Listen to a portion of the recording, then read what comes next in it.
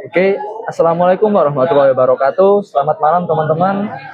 Di sini saya Muhammad Burhanuddin selaku mahasiswa Ilmu Politik UIN Sunan Ampel Surabaya dan rekan saya Muhammad General Kafi dari Fakultas Ilmu Sosial dan Ilmu Politik UIN Sunan Ampel Surabaya akan sharing tentang materi perilaku politik atau budaya politik yang ada di Indonesia dan lingkungan kita. Untuk lebih lanjutnya, pantau terus video kami dan penjelasan dari kami. Simak selanjutnya. Ya. Sebelum kita memulai topik pertamanya, yaitu aku akan menjelaskan beberapa model-model perilaku dari pemilih tersebut ya Mas Bro. Yaitu yang pertama ada model sosiologis, dan yang kedua itu ada model psikologis, dan yang terakhir atau yang ketiga itu ada model yang namanya rasional. Bagaimana sosiologis itu dia lebih menganut kepada latar belakang dirinya sendiri seperti agama, etnis ataupun sosial, lingkungan sosialnya begitu. Ya Mas Bro. Untuk model psikologis, biasanya pemilih yang menganut model psikologis ini biasanya memiliki kedekatan, entah itu secara keluarga, kerabat, atau berdasarkan ideologi. Biasanya orang-orang yang ada di psikologis ini merasakan rasa kedekatan dengan salah satu partai atau salah satu calon pemimpin yang akan maju dalam kontestasi tersebut. Untuk yang terakhir, yakni model rasional, di mana biasanya perilaku pemilih yang ada di model rasional ini sangat-sangat menyaring atau melakukan filterisasi terhadap pemimpin yang akan ia pilih. Ia akan memilih berdasarkan yang pertama ada visi misi, yang kedua ada program kerja, yang ketiga mungkin latar belakang kinerja dari calon-calon tersebut. Jadi mereka akan melihat dulu mana yang sekiranya terbaik, visi misinya, program kerjanya, dan lain-lain itu tadi yang sudah saya sebutkan, dan membandingkan dengan calon-calon yang lain. Nah, dari situ akhirnya pemilih tersebut akan memutuskan untuk calon mana yang akan ia pilih. Seperti itu teman-teman. Nah, jadi selanjutnya itu kan tadi kan kita sudah mengobrolin tentang beberapa model-model perilaku politik, perilaku pemilih lah, bilang begitu ya. Saya kan pernah dengar beberapa perilaku politik di Indonesia itu kan ada dua jenis. Pemilihnya itu. Nah, itu ada yang pemilih aktif dan pemilih pasif. Itu benar apa gimana Mas Bran? Betul sekali Mas Rendra. Jadi kalau saya memperhatikan perilaku politik pemilih yang ada di Indonesia ini ada dua macam. Yang pertama ada orang-orang yang aktif, pemilih yang aktif, dan juga yang pasif. Yang aktif ini yang kayak gimana? Contoh kayak saya atau Anda sebagai mahasiswa yang intens untuk melakukan kajian, diskusi tentang isu-isu atau kebijakan-kebijakan yang akan diberlakukan atau yang sudah diberlakukan di Indonesia. Nah, dari situ kita turut serta untuk mengawal, terus untuk menyuarakan apa yang menjadi kelebihan dan apa yang menjadi kekurangan dari kebijakan-kebijakan dari pemerintah tersebut. Lalu selain itu pemilih aktif ini juga biasanya turut serta dalam katakanlah tim ses, tim sukses dalam sebuah pemilu atau pilkada. Nah, biasanya dia turut andil atau menjadi tim ses ini atas dasar kesadaran dari dirinya sendiri, karena dia merasa bahwasannya calon pemimpin tersebut butuh untuk layak untuk didukung oleh mereka. Nah, yang kedua ada perilaku politik pemilih yang pasif. Kalau ngomongin soal perilaku politik yang pasif ini, biasanya orang-orang yang sebutannya ini apatis.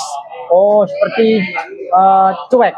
Atau bisa kita bilang itu bodo amat. Bodo amat sama kebijakan-kebijakan yang ada di Indonesia itu. Betul. Berarti intinya aktif sama pasif itu dia lebih ke kebalikannya atau lawannya dari perilaku aktif, yang dimana perilaku pasif itu dia lebih tidak ingin mengikuti dinamika politik yang ada di Indonesia, seperti tidak ikut serta dalam mengkritikan kebijakan-kebijakan yang ada di Indonesia, walaupun itu kebijakannya mengenakan para elit, itu dia lebih cuek. Intinya seperti itu ya Mas Bram ya. Ya, jadi kalau ngomongin soal perilaku politik yang pasif, saya jadi teringat bahwasannya saya merupakan pemilih Gen Z, di mana pada pemilu dan pilkada beberapa tahun yang lalu itu saya baru pertama kali mendapatkan hak suara untuk mencoblos. Nah, di dalam konteks kota saya, yakni kota Surabaya, di mana saya juga berdomisili di Surabaya, ini ada hal yang sangat menarik, Mas Rendra. Oh iya, seperti apa Mas? Jadi pada waktu pilkada tahun lalu, beberapa tahun lalu, di kota Surabaya ini hanya terdapat satu pasangan calon tunggal. Pada waktu pilkada 2024 kemarin. Oh, oke. Kalau sampean tahu ada pasangan calon Eri Cahyadi dan juga Armuji pada waktu itu. Ya waktu itu dia kan cuman mengusung satu satu paslon. Satu pasangan, betul. Ya, pasangan tunggal kalau kita secara gampangnya lah, Ya. itu pasangan tunggal. Betul. Nah, dari fenomena tersebut, dari fenomena pasangan calon tunggal tersebut, menuai respon yang berbagai tentunya dari masyarakat. Yang pertama dari orang-orang yang pendukung dari Eri Cahyadi dan Armuji itu sendiri, mereka sangat-sangat setuju dengan hal itu, karena mereka menilai bahwasannya ketika ada pasangan calon tunggal yang ada di dalam kota tersebut atau di wilayah tersebut, artinya menandakan bahwasannya seluruh masyarakat atau seluruh warga dari wilayah dan kota tersebut itu merasa puas dengan kepemimpinan Eri Cahyadi dan juga Armuji. Tetapi adapun yang kontra pada waktu itu, di mana orang-orang yang kontra ini terkesan biasanya melakukan respon di mana dia ambil sikap politik dengan cara golput. Kalau Anda pernah tahu golput, Mas Rendra? Iya. Berarti seperti dia tidak menggunakan hak suara untuk memilih para paslon tersebut. Betul. Ataupun kalau saya pernah dengar ya Mas Bram, ada beberapa kejadian yang saya pernah dengar di beberapa kota di kota Surabaya itu, yaitu para pemilih ini tidak mencoblos atau bisa dibilang mencoblos, tapi tidak pada SOP-nya atau fotonya. Tidak berdasarkan ketentuan dari KPU atau Bawaslu tersebut ya. Dia lebih mencoblos itu ke kotak kosong atau mungkin di bagian mana lah yang tidak dalam kotak foto tersebut. Ya. Nah, itu menandakan bahwasannya sikap politik dari adanya fenomena calon tunggal tersebut menuai respon dari masyarakat, di mana ada beberapa masyarakat, sebagian masyarakat yang menilai bahwasannya itu merupakan hal yang wajar karena masyarakat Surabaya itu puas. Tetapi ada sisi masyarakat yang lain yang menilai bahwasannya adanya fenomena calon tunggal tersebut menandakan bahwasannya demokrasi ini sudah mulai terkikis, terutamanya di kota Surabaya. Ini menandakan bahwasannya demokrasi hanya bisa diakses oleh beberapa orang saja. Bahwasannya untuk menjadi seorang pemimpin hanya bisa dirasakan oleh beberapa orang saja. Tidak semua orang bisa maju dan berkontestasi di dalam pemilihan kepala daerah tersebut. Jadi kurang lebihnya seperti itu teman-teman. Oh iya Mas Bram. Ngomong-ngomong nih Mas Bram, kita udah nyebutin beberapa budaya lah, bisa dibilang budaya tentang golput ataupun money politik. Nah, saya mau menambahkan atau beberapa menjelaskan budaya yang lainnya. Itu seperti patron klien, atau yang bisa kita simpulkan itu seperti kita mengikuti patron atau mengikuti kepala kita. Seperti banyak kejadian juga di beberapa daerah seperti Jombang ataupun di lingkup keluarga, itu juga beberapa bisa terjadinya hal patron. Yang di Jombang Mas Bram itu saya pernah dengar kalau santri itu harus mengikuti apa kata kiai. Nah, kalau kita simpulkan sebagai pengertian patron, Betul. itu patron bisa ditarik. Kejadian itu bisa ditarik nggak lewat teori-teori patronase tersebut, Mas? Sangat bisa, Mas Rendra. Jadi apa yang disebut sebagai patron klien ini merupakan juga masuk ke dalam budaya politik yang ada di Indonesia. Hal itu bisa terjadi karena apa? Karena itu sudah mendarah daging di Indonesia, atau kejadian-kejadian hal-hal tersebut sudah terjadi sejak lama. Bahwasanya adanya doktrin atau adanya ya saya menyebutnya doktrin ya, yang menyebutkan bahwasanya santri itu harus ikut pada kiainya, termasuk ketika dia akan memilih pemimpin. Jadi dia memasahkan hak suaranya kepada si patron tersebut atau si kiai tersebut. Itu pun saya rasa terjadi karena rendahnya tingkat melek politik yang ada di Indonesia. Kalau kita bisa menilai, katakanlah kalau menyebutkan soal santri, tidak banyak juga santri yang mengikuti soal politik. Saya tidak memungkiri bahwasanya ada santri yang tetap mengikuti perkembangan politik yang ada di Indonesia, tapi beberapa dari mereka itu saya rasa tidak mengikuti sebegitu jauh tentang politik yang ada di Indonesia. Jadi mereka memasrahkan hal itu kepada si patron atau si kiai tersebut. Gitu teman-teman. Intinya itu teman-teman, patron itu dia mengikuti apa kata atasannya atau bisa dibilang ketua dari kelompok tersebut. Betul. Seperti kalau cara gampangnya itu seperti yang ada di lingkup keluarga. Jadi kita mengikuti kepala keluarga. Jika ada beberapa yang beda pendapat, itu kan kayak nggak enak gitu sama keluarga, kayak takut kucilkan atau bagaimana. Jadi kita ikut apa kata kepala keluarga. Jadi seperti kepala keluarga itu harus memilih paslon ini, Ya, kita harus betul. ikut memilih paslon ini, Mas. Sesuai dengan kepala keluarga tersebut, Ya, betul.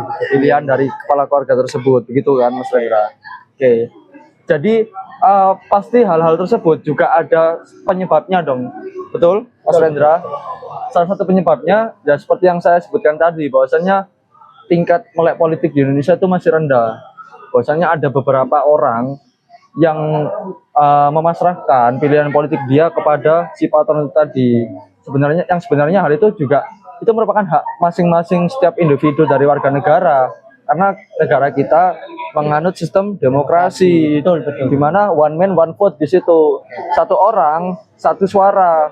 Artinya setiap orang, setiap kepala itu memiliki hak suara yang sama. Nah, selain itu juga tingkat kurangnya pendidikan politik yang ada di Indonesia itu juga sangat berpengaruh, karena banyak orang atau hampir mayoritas orang yang ada di Indonesia itu menganggap bahwasanya politik itu sebagai sesuatu yang yang kotor, yang menjenuhkan, yang tidak jauh-jauh dari merugikan orang lain. Oh ya, betul. Kalau sampean mungkin pernah tahu omongan dari tetangga atau dari keluarga yang mengatakan bahwasanya ngapain sih ngikutin politik, isinya cuman korupsi, isinya cuman merugikan rakyat. Pasti Anda pernah dengar hal itu. Saya pernah dengar, Mas. Waktu pemilihan pilpres, Betul.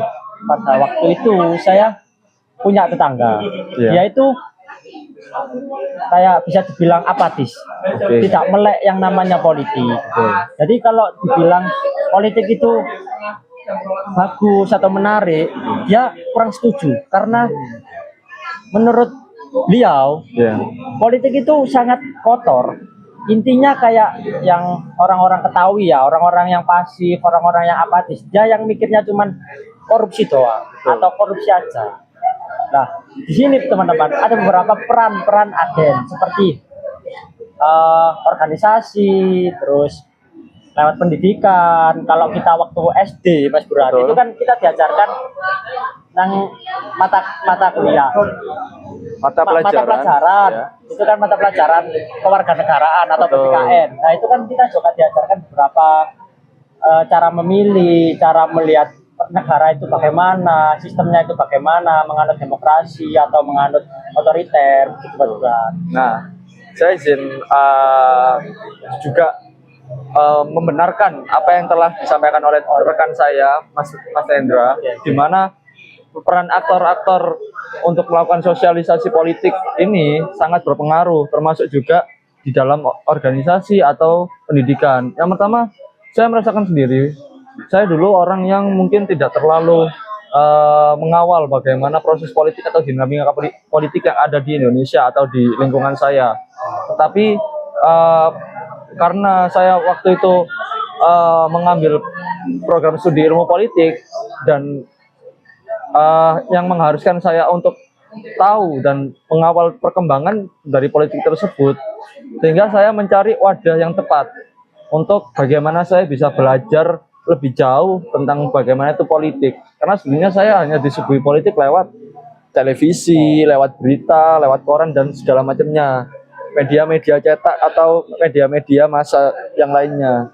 Tetapi saya tidak pernah ada momen atau wadah di mana saya bisa sharing atau berbagi dua arah antara saya dengan lawan bicara saya yang mereka juga paham soal politik. Nah, hal itu yang saya temui di organisasi, di mana saya menemukan partner yang tepat dan yang cocok untuk sharing dan berbagi tentang apa aja sih politik itu ya, bagaimana sih politik ini bisa berjalan dan segala macamnya.